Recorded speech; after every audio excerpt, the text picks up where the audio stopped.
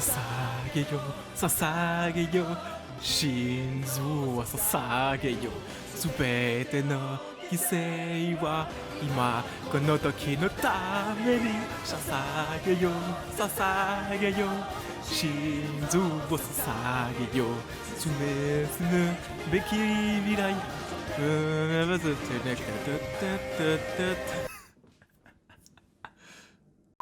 Salut mon gars, salut ma meuf, j'espère que tu vas bien. Moi en tout cas pour ma part, tu connais déjà, ça va très bien. Très bien, je suis en train de bégayer encore une fois. Ça fait longtemps que j'ai pas posté une petite vidéo comme ça tranquillement, c'était assez compliqué ces derniers temps, je vais pas te mentir. Il y avait les cours, il y avait les examens. Bon, c'est pas pour autant que j'ai révisé très fortement. Mais voilà, en tout cas, c'était compliqué pour moi de sortir une vidéo en temps et en heure. Donc oui, je sais, j'ai pris mon temps.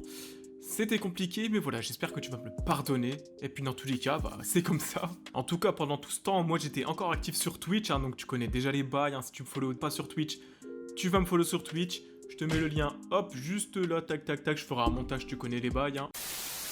Alors aujourd'hui, c'est quoi le sujet? Comme tu l'as vu dans le titre, on va parler de l'attaque des titans, ou SNK Shingeki no Kyojin, je l'appelle comme tu le veux. Moi personnellement, je l'appelle l'attaque des titans parce que tu connais, on est en France, on parle français mon gars, oui.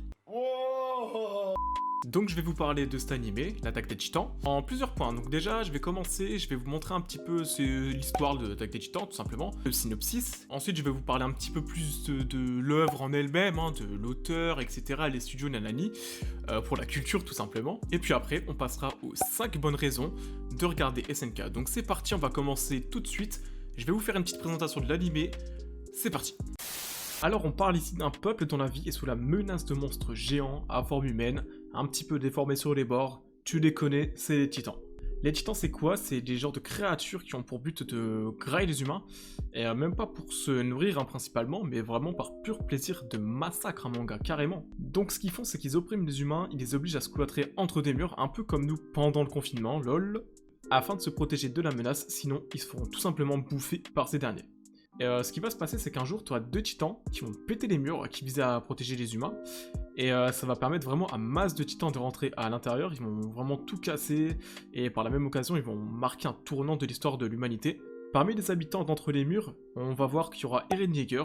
Eren Yeager, c'est qui? C'est un jeune garçon qui a juré de se venger des titans pour une raison très simple, mon gars. Ils ont graillé sa daronne. Il y a un titan qui l'a croqué comme une noisette. Donc afin de les exterminer, Eren il va s'accompagner de ses amis d'enfance, donc Mikasa et Armin. Tous ensemble, ils vont s'engager dans une sorte d'armée qu'on appelle le bataillon d'exploration. Donc ouais, carrément, ils ont plus de couilles que nous, alors qu'ils ont juste 10 piges, hein, c'est totalement abusé. Et donc ce bataillon d'exploration, c'est une sorte de groupe de soldats qui luttent contre les titans en dehors des murs, pour en savoir plus sur ces créatures, hein, et pour savoir mieux les combattre par la suite. Et à mesure que l'histoire progresse, tu verras que Eren, en fait, ça va pas être un humain vraiment commun, vraiment comme les autres. Tu vas voir qu'il va se démarquer du lot, je te le dis pas comment mon ref, mais quand tu vas voir, tu vas être choqué, là. Bref. Voilà, maintenant qu'on a vu ensemble l'histoire, on va voir un peu qui est l'auteur de cette œuvre incroyable, comment ça a été produit, et d'autres petites choses, des petites infos croustillantes que vous allez voir. C'est parti. L'attaque des titans, c'est un animé de 4 saisons, dont une encore en cours. C'est un shonen manga écrit et dessiné par Hajime Isayama, le GOAT. Il est sorti en 2009 au Japon et plus tard en France en 2013. Actuellement, il y a 3 saisons qui ont été produites par 8 studios. Et la dernière saison, donc la saison 4, a été produite par MAPPA. À l'heure actuelle, on compte à peu près 70 épisodes en tout, dont un nouvel épisode chaque dimanche vers 18h30 sur Wakanim. Bon, malheureusement, comme la saison 4 est en pause, il n'y a plus d'épisodes le dimanche, mais ça devrait bientôt revenir en hiver 2022. Vous pouvez également regarder les 3 premières saisons sur Netflix. Maintenant, on va entrer au cœur du sujet. Je vais vous parler des 5 bonnes raisons de regarder cette magnifique œuvre, ce chef-d'œuvre je dirais même. Allons-y, on va regarder ça ensemble.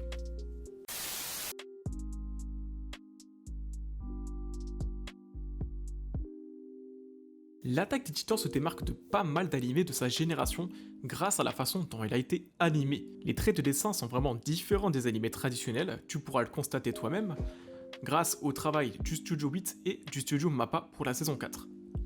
Les scènes d'action sont aussi maîtrisées à la perfection, il y a beaucoup de détails et ça fait vraiment plaisir aux yeux. On peut aussi noter que les scènes de combat ne sont pas des scènes de combat classiques que je décrirais comme corps à corps ou bagarre pure et dure. Là, en fait, pour combattre les titans, les humains ils vont devoir s'armer d'une panoplie vraiment conçue spécialement pour ces derniers, qu'on appelle la panoplie tridimensionnelle. Je vous mettrai une petite image comme ça, ce sera clair dans vos esprits. Et ça, en fait, ça donne lieu à des combats vraiment intéressants et très tactiques. Et même les scènes de dialogue sont vraiment travaillées, hein. Même si ça bouge pas beaucoup, on va pas se mentir, on apprécie quand même le résultat visuel. Il y a peu, voire pas du tout de censure en fait, ce qui donne lieu à des scènes vraiment, je dirais, sanglantes par moment, mais c'est ce que l'auteur a voulu représenter. C'est l'horreur de la situation dans laquelle l'humanité elle est plongée en fait depuis l'arrivée des titans sur cette planète mon gars, ils ont foutu de ce bol total. Et je dirais aussi que l'anime se démarque par son ambiance générale, grâce aux musiques qui ont été utilisées, les angles de vue qui ont été adoptés, ça rend vraiment les scènes de combat épiques par moments. Je crois que j'ai pas besoin d'en dire plus, juste regardez, vous allez comprendre.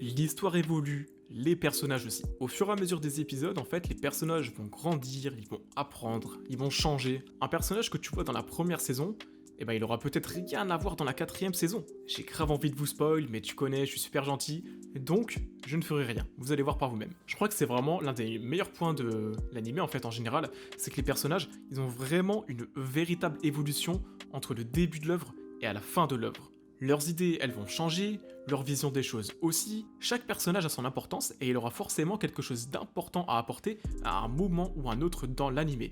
Au début, vous vous en douterez peut-être pas, mais vous verrez plus tard, vous y repenserez.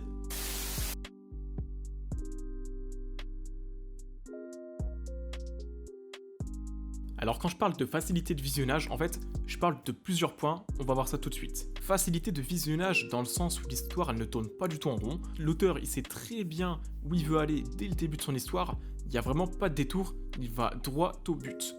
Comme l'OM. Oh mais nique ta mère toi!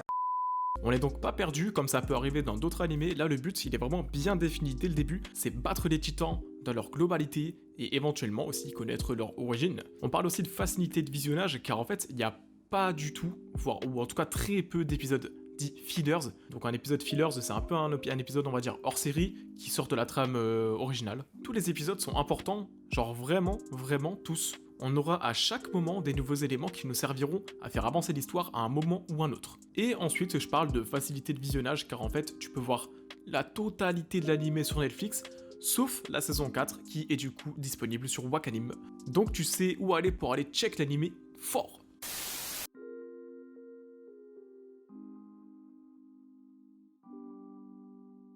L'histoire, elle va de révélation en révélation, et je te jure, à chaque fois, mais vraiment à chaque fois, tu vas être choqué comme jamais frérot. Chaque révélation sur des choses passées dans l'histoire va te faire voir les choses vraiment autrement, et c'est ça qui est grave. Je peux t'assurer qu'à la fin de la saison 3, par exemple, t'auras pas du tout la même vision de certains personnages par rapport au début de la saison 1. Encore une fois, je vais pas vous spoil parce que je suis gentil, mais sachez en tout cas que vraiment le point fort de cet animé, c'est l'effet de surprise tout simplement que ça procure. Vraiment, à chaque fois, les surprises, elles vont être incroyables. Je te jure, à chaque fois qu'il y aura une petite surprise, une petite révélation, tu vas être là, mais non, c'est incroyable, c'est incroyable. Incroyable.